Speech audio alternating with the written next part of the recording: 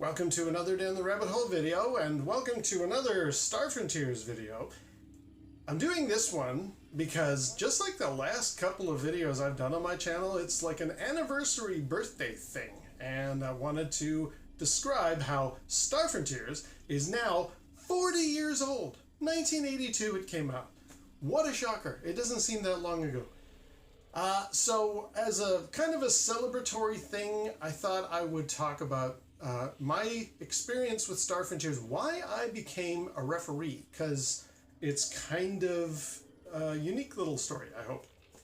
We're here in the space living room, ready to have my friends over, sit around the table and roll some dice and have a good laugh. And that was sort of where all of this began. My circle of friends, I already talked about just recently, the fascination I had with King Arthur as a kid led me into Dungeons and Dragons. And my circle of friends that played Dungeons and Dragons in the early 80s, we had a heck of a lot of fun. Like, that was a great experience. Imagine being in this medieval fantasy. It's really, really awesome. One of the first guys to become Dungeon Master, Scott, he thought, you know, this is cool. I'm enjoying this medieval fantasy stuff, this European style, whatever. Let's maybe branch out a bit. Let's try Gamma World. Let's do a post-apocalyptic Mad Max kind of an experience. So we did, and I really, really enjoyed it. I kind of migrated to that one, or I really enjoyed what Gamma World had to offer, because I was like, yeah, guns and cars and a desert wasteland. This is pretty. This has got a lot of compelling excitement with it. So let's do Gamma World. Anybody who's followed the Gamma World scene, I kind of feel for you, because you have had, I think I've talked about this before, 8 different iterations, reboots, remakes. Gamma World has gone through its paces a lot, and it never really quite took for us. I think it was because it kept changing. We played the earliest version, I think Scott would know better, of Gamma World, and I remember it being good. It needed some work. Then it got really good. Then it got a little overpowered, and they kept changing and reformatting it and this kind of stuff. And we just never really stuck with Gamma World. And unfortunately, we did dabble with others. We tried Top Secret. I think we rolled up characters for Boot Hill once, but we never really played them. I think we did 1 or 2 sessions. It didn't really ever take. We were mostly Dungeons and Dragons, a little bit of Gamma World thrown in there.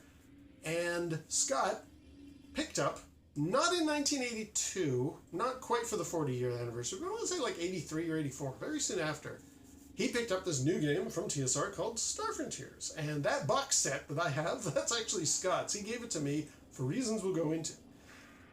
He started it up, and I was just like, oh yeah, man, space, aliens, going to different planets. Yeah, I'm on board, man. Give me my laser gun and let me go and take out some Sathar, or whatever I gotta do. I'm ready. So we rolled up characters, and unfortunately, and I've talked about this before, we did Volturnus, which I do not like. I have had a video about it. I had to do a follow-up video about it. I get a lot of comments about it. I don't like Volturnus. I thought it was a big mistake. I think it was far too being pulled through the nose to an adventure, and you're forced to get stuck on an alien planet whether you like it or not, and you don't have any equipment. I'm not going to rehash that video, but I'm not a fan of Volturnus, and Scott did that, as I'm sure it was very handy for any beginning referee of like, okay, if you're not a D&D expert and you don't really know how this stuff works, here's one to give a whirl. So we did we did the first mission, the first module for Star Frontiers, and I don't think we got anywhere near the second one. I think all the other players kind of fell off. They weren't thrilled with it, and that is as far as that one went. And then somebody else picked up the mantle. They were like, okay, or Gauntlet, I'm gonna try doing Star Frontiers. I think it was Ryan. He got us to roll up characters, and again I was like, okay, we're not doing Volturnus, are we? Nope. Okay. Yeah, let's do this. Salt on Omicron. Okay, yeah, let's do that. I want to get a gun. I want to be a Dralsite. I want to drive a car. I want to do fun stuff. And I think we did 2 sessions, and then it dropped off. It didn't get followed. And I was like, come on, you guys. Let's do Star Frontiers. I really love the artwork. I love what this game looks like. I think this has got some really good potential, because in my head, I've got all these adventures that I've played of, you know, with my little Star Wars figures or whatever, and Scott, back in the day, had the Mattel, I want to say, Star Trek figures. So we did our fair share of playing around with guns and being, you know, out in the garden or out in the sandbox and playing like we're on a desert world. So I'm just like, come on, let's take that and let's do this in a pen and paper role-playing game. I'm ready. My body is ready. Give it to me. No, nobody picked it up. I was like, come on. And I would do nothing but complain about it. So what did they say to me?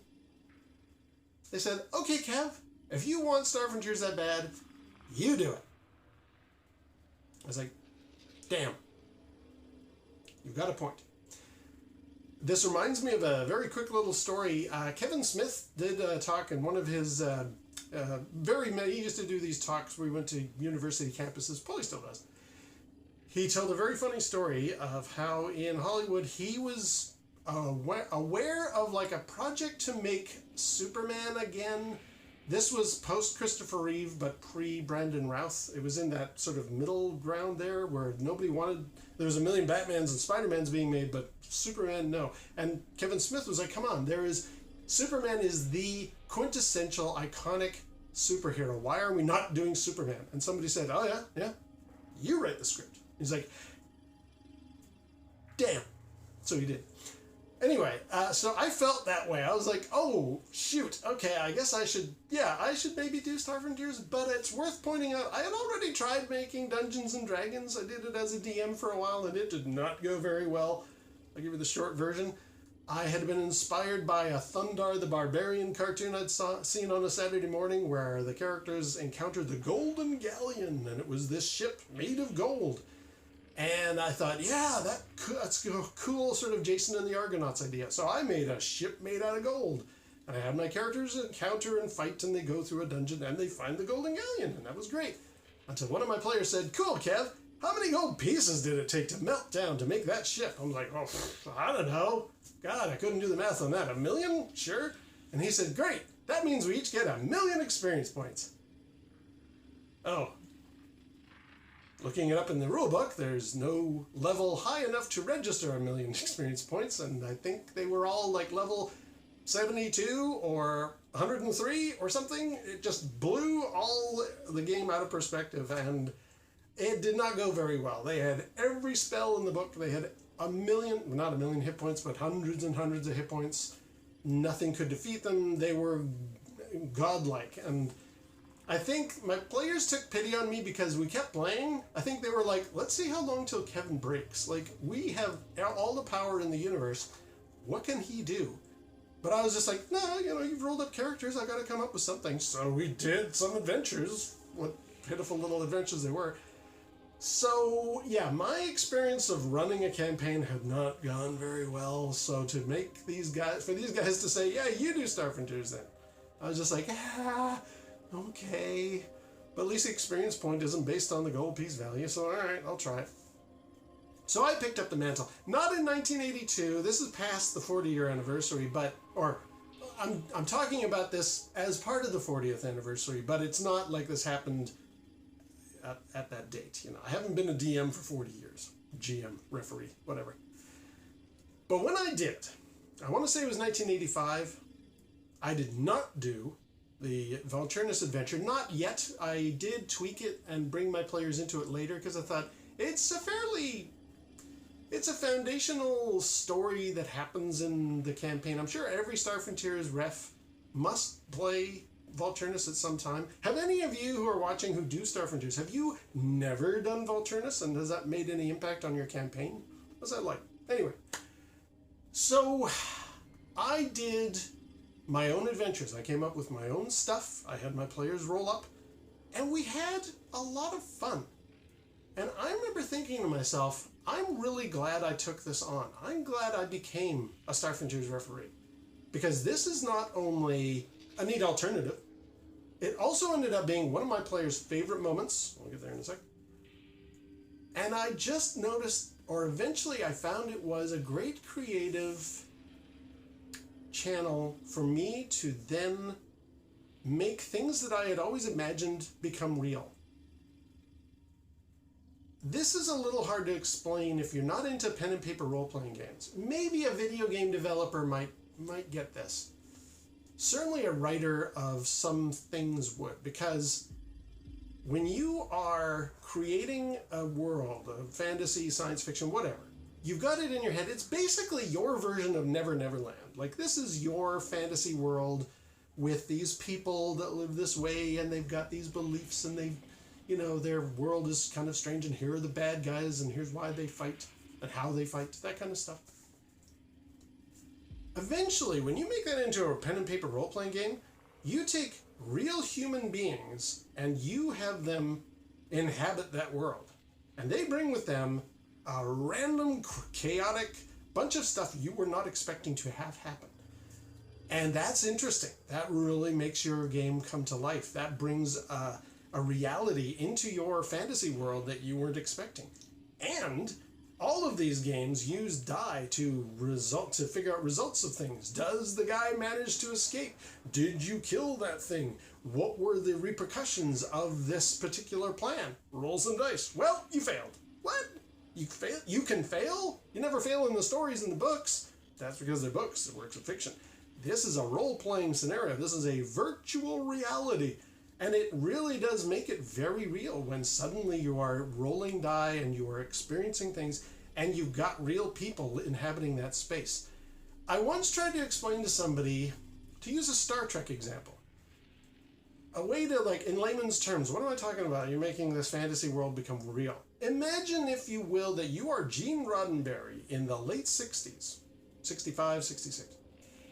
You have written Star Trek based on your thoughts and ideas and philosophies, and the studio has given it the green light, and you've started to make the show, and you're standing there one day on the bridge set, and there's Leonard Nimoy over in the corner with his, you know, costume on and his pointy ears, and you're suddenly like, this thing that had always just been in my head as an imaginary fantasy world is now solid plywood and nails and paint and lights hanging from the studio ceiling. Like, this is a real place now.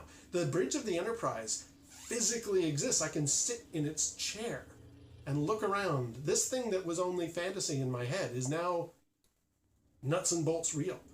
And there's various actors walking around in costumes of my Federation. Like, that must have been an incredible experience. Take that and kind of explode it times 10. That's what it's like when you've got a fictional role-playing game and you create in your mind these worlds, these people, and then real people that you know, your friends, get their characters and start rolling die and start doing stuff in that world. You're suddenly like, whoa, this is probably, certainly back in those days, the closest to a virtual reality that existed. It's incredible. And so my players from the 80s, I really had a great time. And then I moved to the UK and I thought, here's an opportunity. I'm not going to be playing with those guys for a while or ever. So I'll meet some new friends and they'll play, which we did. But I thought to myself, you know, I've got a little break here. I want to take some time and hammer into my Star Frontiers campaign a little more reality, or flesh out some of the rules that don't really get addressed. Luckily, Zebulon's Guide to Frontier Space had just come out, and I'd reworked a lot of the rules, and I was so thankful. I've done a video about that. I thought, okay, I'm going to take what they did with Zebulon's Guide and kind of extrapolate forward. I mean, I'll wait for Volume 2. Still waiting. But, you know, at least in the meantime, I will make my own Star Frontiers rules. I'll flesh out everything. And I did. And I was ready with this fully immersed world. And I took some of the things of all the different science fiction that I enjoyed. I took, you know, some of the elements of Star Wars and Star Trek and Blade Runner and Alien. Now, Aliens, the sequel, had just come out in 1986, and I was very heavily into the first film because we didn't have the second one on videotape yet, but I could watch the first film. And I really enjoyed the idea of truckers in space. You know, people who are doing this for a living, they don't want to be here, they don't need to get along. None of this, like, Federation, you know, a crew aboard an Enterprise type of thing. None of this Prime Directive junk. And none of us are like these space knights with our laser swords running around, you know, fighting off the evil empire. None of that stuff. We're just people doing a job out here in the frontier, living our life. I took a lot of that and I really zeroed in and made my Star Frontiers campaign alive with a flesh and blood element that I hadn't really anticipated initially. and I found some people, and we played a couple of times, but then I was moving back to Canada, so I took all of what I'd learned from that experience, and then I brought it back, and my D&D crowd were still playing, and I joined up with them again, played a few times, and somebody was like, hey, didn't you do Star Frontiers? And I'm like, yeah, I could be doing some more with that, and I think, people were getting busy, so I was like, hey, anybody want to try out my Star Frontiers campaign? So we did, and wow. What a great creative feeling that was, to have had my players inhabit the worlds that I had now really fleshed out with like a whole new sense of rules and an idea of like politics and people and religions and things that like I had never even dealt with originally. It was really deep, really great. And what was kind of fun as well is I put a few cameos in there. I actually had the players from the old 1985 campaign occasionally show up in this new campaign.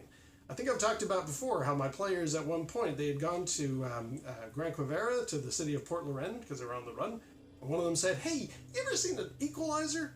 Yes. And in fact, one of my players from the 1980s was the Equalizer, and they encountered him, and that was really, really cool. That was a neat experience. Other characters from that old campaign showed up every once in a while. There would be these little cameos. It was a really cool experience. And in fact, my buddy Scott, who did Star Frontiers first way back when the game was new, he and I had actually been inspired way back in the 70s of like between me loving Star Wars and him loving Star Trek. We thought, let's find something in between. Let's make our own amalgamation of the two ideas. And we came up with a couple of characters for that. Even those characters from the 1970s little thing that we had thought up in our heads, they showed up in my Star Frontiers campaign. And so suddenly I'm here in this like really cool virtual reality, the Gene Roddenberry on the deck of the Enterprise feeling of like, we are in this world. This is a great experience. I'm loving this. And here are some characters and here are some ideas from stuff that I had thought of years ago. And it was so cool. It was such a great experience. I will finish off with a wonderful compliment that I was paid by one of my players. We played a lot of D&D, as I said, and in one of my Star Frontiers campaigns, we're on a planet that's a very kind of Pirates of the Caribbean. It's got tall ships and gold pieces and men running around with scimitars. Long story, I won't get into it. But they were on this piratey world, and we were going through the jungle, and they had to get down to rescue one of the missing crew members. They'd actually gone down into these catacombs and fought some big giant spiders and stuff. They stumbled into this old pirate den that nobody had seen for centuries.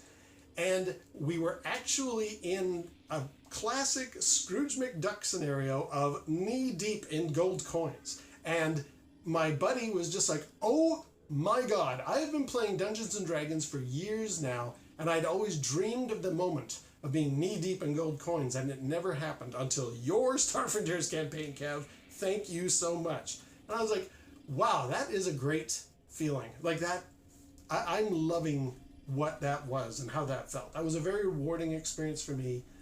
I'm glad that I took up the gauntlet when my buddy said, oh yeah, you do Star Frontiers then if you want it so bad. I did, and it was awesome. And I am very thankful for ever having that experience. I'm very glad TSR made it.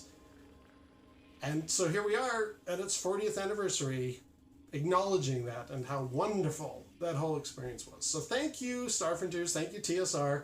I have had a really great time playing this game in the past. Yeah, I just wanted to talk about that. And I apologize, I haven't done a Star Frontiers video for a while. The reason was I knew that the 40th anniversary was coming up, and I thought, I want to get well into 2022 and do this video. So I've kind of delayed making Star Frontiers for a bit, because this was one that was important, and I wanted it to be kind of in the middle of the year so that I could say the 40th anniversary without it being like January or something. So I'm going to be doing more. I got a lot more Star Frontiers in the works, so stay tuned. On that note then, I'll end it. So until next time, we'll see you down the rabbit hole.